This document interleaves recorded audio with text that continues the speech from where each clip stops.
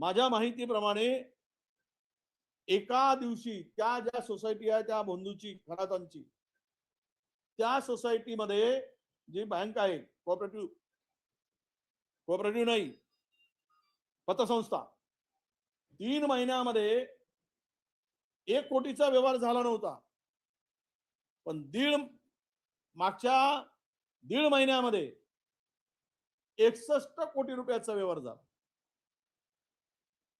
61 कोटी रुपये. पैसे आले कुठे? कुणाचे पैसे आहेत? आले कुठून? गेले कुठे? म्हणजे राजरोसपणे या देवळाच्या नावाखाली काही राजकारण्यांनी काही प्रशासनाने मिळून काळा पैसा पांढरा करण्यासाठी आणि काळ्या पैशाची विल्हेवाट लावण्यासाठी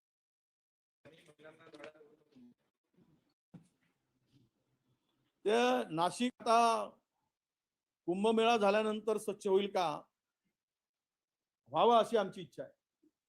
कारण तिथे डुबकी लावून पाप धुतले जातील म्हणून पाप लोक करतायत का? हे जे प्रकरण आता हे 4थं प्रकरण आहे. म्हणजे देवाची भीती राहिली नाही, धर्माची भीती राहिली नाही, मानवतेची भीती राहिली नाही, संस्कृतीची भीती राहिली नाही, बदनामीची भीती राहिली नाही. म्हणून मला असं वाटतं की जेवढे असे मिळतील त्या कुंभमेळ्यामध्ये डुबकी मारायसाठी ठेवू नये, तो डुबवून मारलं पाहिजे, तर हे मुक्ती मिळेल असं मला वाटतं.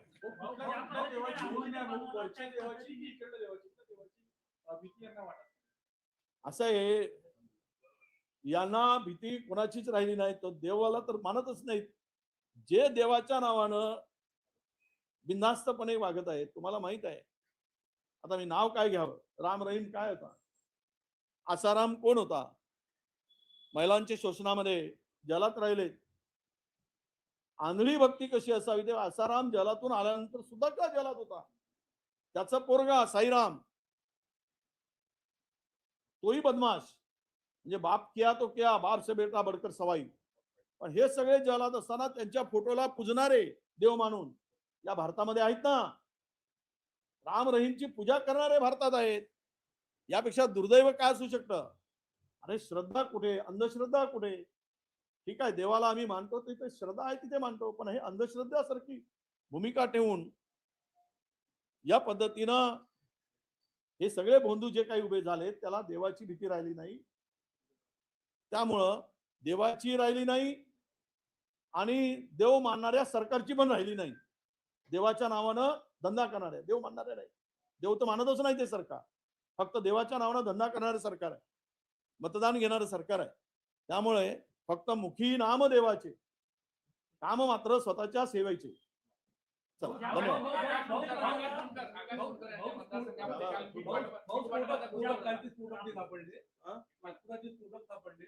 पूर्ण सीसीटीव्ही यंत्रणा फुटकावली आहे. 37 सीसीटीव्ही कॅमेरे आहेत, पण कुठेच स्फोटक ठेवण्यास सापडत नाही. महिन्याभरापासून स्फोटक पडलेले किती कोट्यवधी रुपये खर्च झाले कॅमेऱ्यावर. बघा, नागपूर विकसित, हायटेक, स्मार्ट सिटी, म्हणजे जिकडे पाहतो तिकडे फ्लायओव्हर. नागपुरात नवीन माणूस आला तर मला एक जावई नागपुरात आला होता, तो सासऱ्याचं घर शोधता भेटत नव्हता म्हणून परत गेला म्हणून सांगत होता. एवढा बदल नागपुरात झालाय. जावयाला सासऱ्याचं घर मिळत नाही एवढा बदल नागपुरात केलेला. परंतु कॅमेरे नसल्यामुळे मात्र ते स्फोटक मिळत नाही. यावर सरकारने आतापर्यंत माझ्या माहितीप्रमाणे 550 कोटी रुपये अद्यावत साठी खर्च केले. त्याचं संपूर्ण मॉनिटरिंग, सर्व फुल ऍडव्हान्स सगळे ट्रॅकिंग सिस्टम लावून उपयोग काय? जर उद्या नागपूर सुरक्षित नसेल, उद्या स्फोटकामध्ये ठीक आहे, आज लक्षात आल्या काही गोष्टी त्यामध्ये कॅमेऱ्यामध्ये आल्या नाहीत, पण उद्या जर यातून काही वाईट झालं असेल तर जबाबदारी कोणाची? परंतु महाराष्ट्र सरकार मागासवर्गीयावर कशा पद्धतीनं अन्याय करते, शिक्षण विभाग आणि शिक्षण विभागामध्ये असलेले काही नालायक अधिकारी, उच्च पदस्थ अधिकारी हे पूर्णतः महाराष्ट्रातील मागासवर्गीयांना वाटाण्याच्या अक्षता लावून त्यांचं आयुष्य उद्ध्वस्त करण्याच्या मागे लागले आहे. त्याचं उदाहरण म्हणजे खरं तर कुठल्याही रिक्रुटमेंट मध्ये, जागा भरतीमध्ये ओपन टू ऑल ओपन असायला पाहिजे. उदाहरण सांगायचं झालं तर ओबीसीच्या विद्यार्थ्यांना जर त्या परीक्षेमध्ये 150 गुण मिळाले असतील आणि ओपनला 140 मिळाले असतील तर त्या ओपन मध्ये ओबीसी विद्यार्थ्यांचं सिलेक्शन होणे आवश्यक असते. परंतु तसं न करता या विद्यार्थ्यावर किंवा या शिक्षकांवर निवड करताना कॅटेगरीच्या मुलांना कॅटेगरीमध्ये ठेवलं आणि ओपनच्या ठिकाणी ओपन मध्ये ठेवल्यामुळे साधारणतः 8,000 मागासवर्गीयांच्या जागा या इतरांनी बळकवल्या. त्यामुळे या सर्व शिक्षकांनी मिळून हायकोर्टामध्ये गेले होते.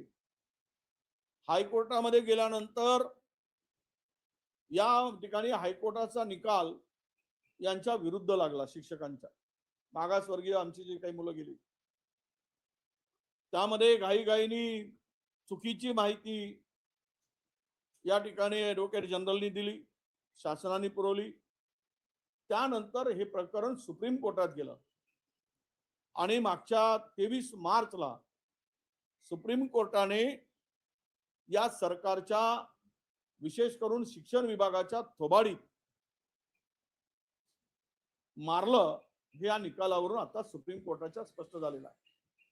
सुप्रीम कोर्टाने स्पष्ट करताना सांगितलं की कॅटेगरीच्या मुलांचं मेरिट पहिले सिलेक्ट करा आणि मेरिट नुसार त्यांचं सिलेक्शन झाल्यानंतर उर्वरित जागेवर मेरिट प्रमाणे ओपनचं सिलेक्शन झालं पाहिजे. मी सांगताना तुम्हाला जे काही सांगितलं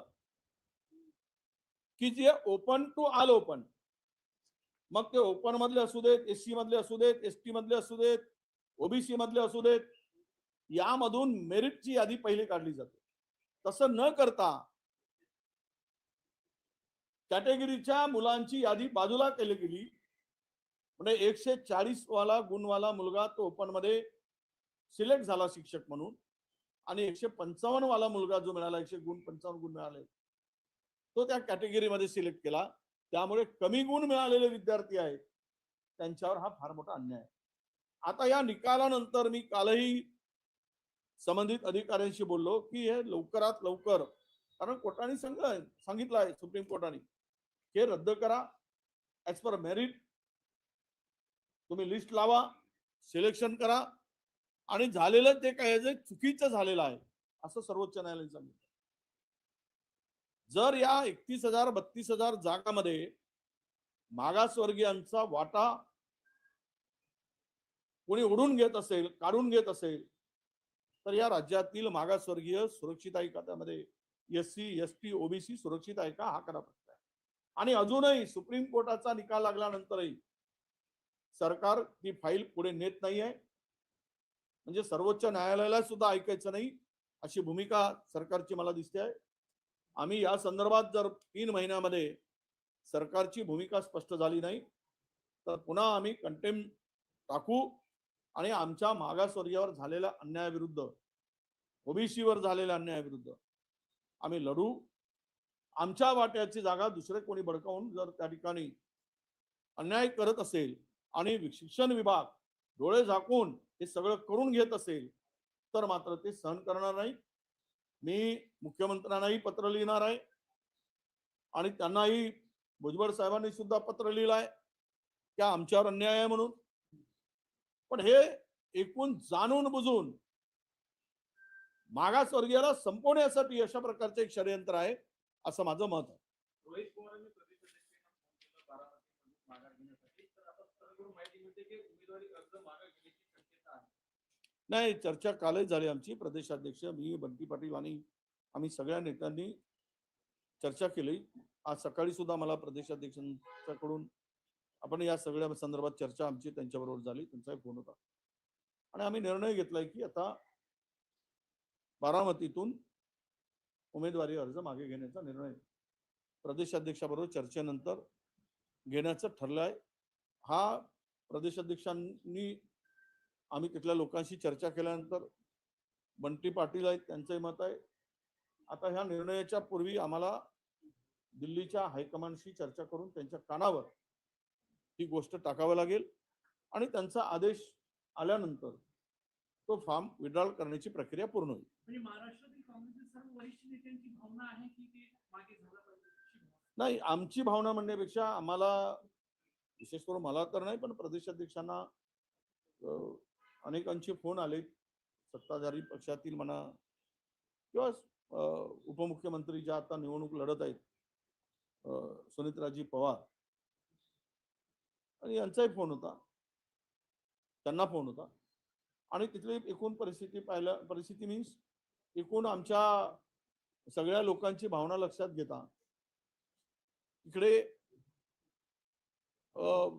निवडणुकीमधून या निवडणुकीमध्ये पुढे जाणं हे थांबवावं अशा प्रकारची भावना भूमिका दिसली. त्यामुळे आमच्या सगळ्या लोकांचं एकमत झालं. आज शेष्टींची बोलून दुपारपर्यंत फॉर्म होईल त्याचे परवानगी असं मला आज बोलून घेत आहेत, प्रदेशाध्यक्ष बोलतायत. कदाचित मलाही फोन आला येईल, विचारणा होईल आणि त्यांच्या कानावर ती गोष्ट टाकूनच आम्हाला हा निर्णय घ्यावा लागेल. म्हणजे भाऊ राज्यातल्या सर्वच काँग्रेस नेत्यांची इच्छा की ही निवडणूक बिनविरोध व्हावी, काँग्रेसने निवडणूक लढावी नाही असं सगळ्यांचं मत आहे. काय बघा, आमचं मत म्हणण्यापेक्षा आम्हाला त्यांनी वारंवार विनंती केली. खरं तर यापूर्वी निवडणुका झाल्या आहेत, हे काही भारतीय जनता पक्षाने काही पाळलं नाही. अनपोज निवडणुकीचा साठी ज्या ठिकाणी कुटुंब एखाद्या सिटिंग MLAची MP ची ज्यावेळेस देत होते त्यावेळेस आपण त्यांच्या कुटुंबियाकडे फार भावनेने बघतो, वेगळ्या भावनेने, आणि त्यामुळं त्या निवडणुका अनपोज व्हाव्यात असं साधारणचा भावना आहे. पण नांदेडमध्ये असेल किंवा पंढरपूरमध्ये असेल अनेक ठिकाणी त्या ठिकाणी या निवडणुका म्हणजे बिनविरोध झालेल्या नाही. त्यामुळे याही वेळेस आमची अशी भावना होती की तर परंपरा पाळतच नसतील कोणी, जे काय आपण एकमेकाला घेऊन समजून त्यावेळेस दुःखामध्ये एकमेकाला जी मानवतेची माणुसकीची एक भावना असते, भूमिका असते, भावनिक त्यामध्ये नातं म्हणजे जोपासलं जातं, पण ते होताना दिसलं नाही. म्हणून आम्ही फॉर्म भरला होता. पण अनेकांच्या ज्या संदर्भातल्या आताच्या भावना आहेत, अजितदादांच्यावर एक नेता म्हणून असलेलं प्रेम आहे किंवा एक नेता म्हणून त्यांना लोकांमध्ये एक स्थान होतं, महाराष्ट्राच्या राजकारणात एक अग्रगण्य असं स्थान होतं. अशा कुटुंबातील पत्नीचं त्यावेळेस उमेदवारी अर्ज आहे. तर ही भावना अनेकांनी बोलून दाखवली. त्यामुळे आम्ही तिघेही नेत्यांनी चर्चा करून हायकमांडला विचारणा केलेली आहे. हायकमांडचा आदेश आला की तो प्रक्रिया आज पूर्ण होईल असं मला वाटतं. पण चला. हायकमांड या बाबतीत सकारात्मक राहील का हो? आता ते मला सांगता येणार नाही. आम्ही विचारूनच हा निर्णय घेणार आहोत. त्यांची भूमिका त्यांच्या मनात काय आहे ते मी आत्ता सांगणार नाही, पण आमच्या मनात काय आहे ते आम्ही भावना त्यांच्या पुढे मांडलेल्या आहेत. हो, सुनेत्रा पवार या बिनविरोध निवडणूक व्हाव्या यासाठी एकटेच लढताना दिसला. प्रफुल्ल पटेल असेल किंवा तटकर असेल यांच्याकडून कुठले प्रयत्न झाला तर दिसला नाही. सुनेत्रा पवारच सर्व नेत्यांशी बोलत असल्याचं एकूण चित्र पाहायला मिळालं. त्यामुळे ही निवडणूक बिनविरोध व्हावी की नाही या बाबतीत स्वतः राष्ट्रवादीमध्ये संभ्रम होता असं दिसतं. असं आहे, अजितदादा असताना विलिनीकरणाची जी भूमिका होती त्याला या दोन्ही नेत्यांचा विरोधच होता. अशी सर्वसामान्य चर्चा महाराष्ट्रात जोरात रंगली होती. यांना हे नको होतं, कारण हे दोनही अत्यंत भारतीय जनता पक्षाच्या जवळ आहेत आणि यांचं पान दोघांचं भारतीय जनता पक्षांच्या हवेशिवाय हालत नाही अशी चर्चा, माझं मत नाही, अशी चर्चा महाराष्ट्रामध्ये सर्वदूर होती आणि आजही आहे. त्यामुळे काल परवा जी कार्यकारिणी झाली त्यामध्ये या दोघांना अजूनही कुठलंही महत्वाचं पद राष्ट्रीय कार्यकारिणीमध्ये दिला गेलं नाही किंवा पदाचा उल्लेख नाही. अशा वेळेस यांची स्वाभाविक भावना आहे आणि हे त्याही वेळेस दादापासून दुरावतच चालले होते हे त्यांचे नेतेच बोलतात. कदाचित आजही ती भावना असू शकते. त्यामुळे मी आज यावेळेस बोलणार नाही, पण मी तुम्हाला अं, राष्ट्रवादीमधले अंतर्गत असलेल्या धुसफुसाच्या संदर्भात काँग्रेस म्हणून मला अधिकार नाही तो बोलायचा. पण महाराष्ट्रातल्या राजकारणामध्ये जे चाललं आहे ते या सगळ्या घडामोडीवरून दिसते आहे. सुनेत्राजी पवार यांच्या उमेदवारीला साठी अनपोज होण्यासाठी हे कुठलेच कोणाला फोन केले नाही. कदाचित त्यांना माहीत असेल की आमच्या फोनला काही महत्वच नाही, फोन करून उपयोग नाही, आमचं महत्व कमी केल्या गेलं आणि सुनेत्राताईंनी आमचं महत्व कमी केलं. त्यामुळे आहे तेवढीच झाकली मूठ सव्वा लाखाची म्हणून हे शांत कदाचित असतील. सर, नाशिकमध्ये एका मल्टीनॅशनल कंपनीमध्ये काही अशा तरुणींच्या शोषणाचा मुद्दा समोर आलेला, पोलिसांनी तिथे गुन्हाही दाखल झालेला आहे. एका तरुणाला धर्मांतर देखील करण्यात आलं. तो वेगळा विषय आहे. त्या मल्टीनॅशनल कंपनीशी याचा विषय नाहीये. धर्मांतराचा विषय मी वाचलंय ते. मल्टीनॅशनल कंपनी आहे, त्याच्यामध्ये काही तरुणींचे शोषण होत त्यांचा असा ब्रेन वॉश करून त्यांचं लैंगिक शोषण करण्यात आलं, अशा पद्धतीचा आरोप होता. पोलिसांनी गुन्हा दाखल केलाय. आता नाशिक म्हणजे महिलांच्या शोषणाचा आता एक अड्डाच झालाय. सुशिक्षित महिला बळी पडत आहेत, अधिकाऱ्यांच्या बायका बळी पडत आहेत. पुन्हा सांगतो, मला आता आमच्या अंजलीताई दमाणीकडे तो सीरिया पोहोचलाय. त्याच्यात काय आहे, त्यांच्याकडे कसा पोहोचलाय हा वेगळा वादातीत विषय. त्यांच्यानंतर दुसरं एक प्रकरण आलं, तो सुद्धा बोंदूच निघाला. त्यांनी 8-9 महिलांचं शोषण केलं. आता ही कंपनीचं प्रकरण आलं. अरे नाशिक सारख्या प्रगत शहरामध्ये मला असे भोंदू, आता तुम्ही म्हणाला धर्मांतर केलं गेलं, हा बिना धर्मांतराने हा खराती केला ना, याला काय म्हणायचा? तो धर्मांतर केला गेला एखादी व्यक्ती, धर्मांतर करायला लावलं नोकरीसाठी, त्याच्यावर आपण फोकस करतो.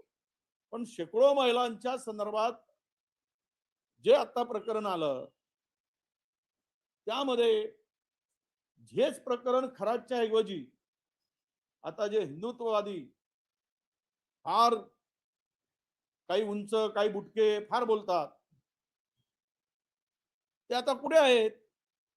बुटके सुटके ते यावर बोलत नाही. तेच जर एखादा दुसरा धर्माचा माणूस असता तर रान उठवलं असताना, हे भोंदूगिरी करून, हे धर्माच्या नावाचा वापर करून, देवाच्या नावाचा वापर करून अशा पद्धतीनं महिलांचं शोषण होताना ह्या ज्या काही स्वतःला धर्मवादी म्हणवतात, धर्मवादी नाहीच ते, मुळात मतवादी आहेत. मतांसाठी मांडलेला तो बाजार त्यांचा आहे, तो धंदा आहे. पण ते म्हणवतात चुप्प काय, ते गपचूप काय, त्यांच्या तोंडाला स्टील काय लागलाय. आणि हे नाशिकमध्ये वारंवार होत असताना मला असं वाटतं की यामध्ये संबंधित सर्व प्रशासनातील अधिकारी यांची डोळे बंद करून मुकसमती होती का?